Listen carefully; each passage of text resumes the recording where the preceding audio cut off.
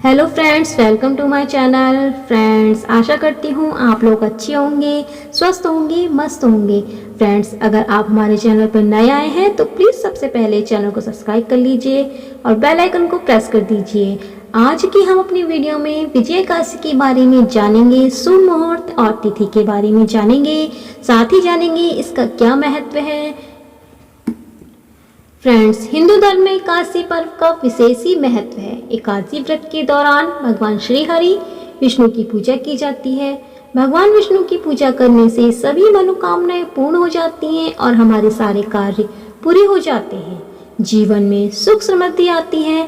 भगवान विष्णु का नाम जपने से व्यक्ति को पापों से मुक्ति मिलती है और मोक्ष की भी प्राप्ति होती है। एकादशी व्रत माह में 2 बार रखा जाता है। इस बार विजय एकादशी को लेकर काफी कंफ्यूजन है कि व्रत 6 मार्च को रखा जाएगा या 7 मार्च को। तो चलिए जान लेते हैं इसकी सही तिथि और शुभ मुहूर्त। विजय एकादशी व्रत 6 मार्च 2024 को सुबह 6:30 से शुरू होगी और जिसका समापन 7 मार्च 2024 को सुबह 4:13 पर होगा। विजय एकादशी व्रत के पारण का समय 7 मार्च 2024 को दोपहर 1:09 से 3:31 के बीच रहेगा। फ्रेंड्स, हिंदुओं में एकादशी का बड़ा धार्मिक और आध्यात्मिक महत्व है। इस दिन भगवान श्री हरि विष्णु की पूजा की जाती है। सभी वैष्णव इस दिन का व्रत रखते हैं और मंत्रों का जप करके भगवान विष्णु की पूजा भी करते हैं। जो जातक एकादशी के दिन श्री हरि की पूजा करते हैं उन्हें जन्म और मृत्यु के चक्र से मुक्ति मिलती है। विजय एकादशी की पूजा विधि के बारे में कहें तो सुबह उठकर जल्दी स्नान करें और साफ वस्त्र धारण करें। हो सके तो इस दिन पीले वस्त्र धारण करें। इसके बाद भगवान विष्णु की मूर्ति स्थापित करें और भगवान विष्णु को पंचामृत, फल फूल, मिठाई और दीप अर्पित करें। एकादशी व्रत के दौरान विष्णु चालीसा का पाठ करें और भगवान विष्णु की आरती करें। अंत में प्रसाद वितरित करें। प्रसाद में तुलसी की पत्तियां जरूर डालें। ऐसा माना जाता है कि भगवान विष्णु के भोग में तुलसी की पत्ती होना बहुत ही अनिवार्य होता है। चलिए अब हम विजय एकादशी की कथा शुरू करते हैं। धर्मराज युधिष्ठिर बोले, हे जनार्दन, फाल्गुन मास के कृष्ण पक्ष की एकादशी का क्या नाम है तथा उसकी विधि क्या है, कृपा करके मुझे बतलाइए। श्री भगवान बोले, हे राजन, फाल्गुन मास के कृष्ण पक्ष की एकादशी का नाम विजया एकादशी है। इसके व्रत के प्रभाव से मनुष्य को विजय प्राप्त होती है तथा यह सब व्रतों में उत्तम व्रत है। इस विजय एकादशी के महात्म्य के श्रवण व पठन से समस्त कष्ट और पापों का नाश हो जाता है। एक समय देवर्षि नारद जी ने जगत पिता ब्रह्मा जी से कहा, महाराज, आप मुझसे फाल्गुन मास के कृष्ण पक्ष की एकादशी का विधान कहिए। ब्रह्मा जी कहने लगे, हे नारद, विजय एकादशी का व्रत पुराने तथा नए पापों को नाश करने वाला है। इस विजय एकादशी की विधि मैंने आज तक किसी से भी नहीं कही है। यह समस्त मनुष्यों को विजय प्रदान करती है। त्रेता युग में मर्यादा पुरुषोत्तम श्री रामचंद्र जी को जब 14 वर्ष का वनवास हो गया तब वे श्री लक्ष्मण तथा सीता जी सहित पंचवटी में निवास करने लगे। वहां पर दुष्ट रावण ने जब सीता जी का हरण किया तब इस समाचार से श्री रामचंद्र जी तथा लक्ष्मण अत्यंत व्याकुल हुए और सीता जी की खोज में चल दिए। घूमते घूमते जब वे मरणासन जटायु के पास पहुंचे तो जटायु उन्हें सीता जी का वृत्तांत सुनाकर स्वर्गलोक चला गया। कुछ आगे जाकर उनकी सुग्रीव से मित्रता हुई और बाली का वध किया।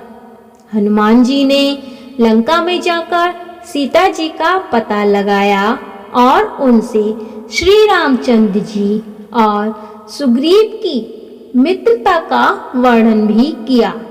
वहां से लौटकर हनुमान जी ने भगवान राम के पास आकर सब समाचार कहे। श्री रामचंद्र जी ने वानर सेना सहित सुग्रीव की संपत्ति से लंका को प्रस्थान किया।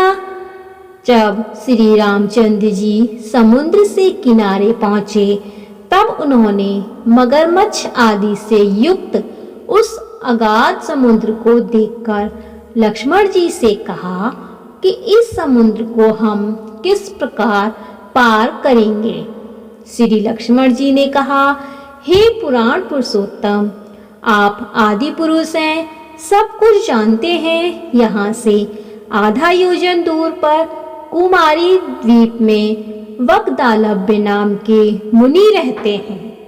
उन्होंने अनेक ब्रह्म देखे हैं। आप उनके पास जाकर इसका उपाय पूछिए। लक्ष्मण जी के इस प्रकार की वचन सुनकर श्री रामचंद्र जी वक्दालभ्य ऋषि के पास गए और उनको प्रणाम करके बैठ गए। मुनि ने भी उनको मनुष्य रूप धारण किए हुए पुराण पुरुषोत्तम समझकर उनसे पूछा कि हे राम, आपका आना कैसे हुआ। रामचंद्र जी कहने लगे कि हे ऋषि, मैं अपनी सेना सहित यहाँ आया हूँ और राक्षसों को जीतने के लिए लंका जा रहा हूँ। आप कृपा करके समुद्र पार करने का कोई उपाय बतलाइए। मैं इसी कारण से आपके पास आया हूँ। वक्दालभ्य ऋषि बोले कि हे राम, फाल्गुन मास के कृष्ण पक्ष की एकादशी का उत्तम व्रत करने से निश्चय ही आपकी विजय होगी। साथ ही आप समुद्र भी अवश्य ही पार कर लेंगे। इस व्रत की विधि यह है कि दशमी के दिन स्वर्ण, चांदी, तांबा या मिट्टी का एक घड़ा बनाएं। उस घड़े को जल से भरकर तथा 5 पल्लव रख वेदिका पर स्थापित करें। उस घड़े के नीचे सतनजा और ऊपर जौ रखें। उस पर श्री नारायण भगवान की स्वर्ण की मूर्ति स्थापित करें। एकादशी के दिन स्नान आदि से निवृत्त होकर धूप, दीप, नैवेद्य, नारियल आदि से भगवान की पूजा करें। तत्पश्चात घड़े के सामने बैठकर दिन व्यतीत करें और रात्रि को भी उसी प्रकार बैठे रहकर जागरण करें। द्वादशी के दिन नित्य नियम से निवृत्त होकर उस घड़े को ब्राह्मण को दे दे। हे राम, यदि तुम भी इस व्रत को सेनापतियों सहित करोगे तो तुम्हारी विजय अवश्य ही होगी। श्री रामचंद्र जी ने ऋषि के कथनानुसार इस व्रत को किया और इसके प्रभाव से दैत्यों पर विजय पाए। अतः हे राजन, जो कोई मनुष्य विधि पूर्वक इस व्रत को करेगा, दोनों लोकों में उसकी अवश्य ही विजय होगी। श्री ब्रह्मा जी ने नारद जी से कहा था कि हे पुत्र, जो कोई भी इस व्रत के महात्म्य को पढ़ता या सुनता है, उसको वाजपेयी यज्ञ का फल प्राप्त होता है। तो दोस्तों, यह एकादशी व्रत की कथा यहीं समाप्त होती है। अब मिलते हैं हम अपनी नेक्स्ट वीडियो में। तब तक के लिए नमस्कार।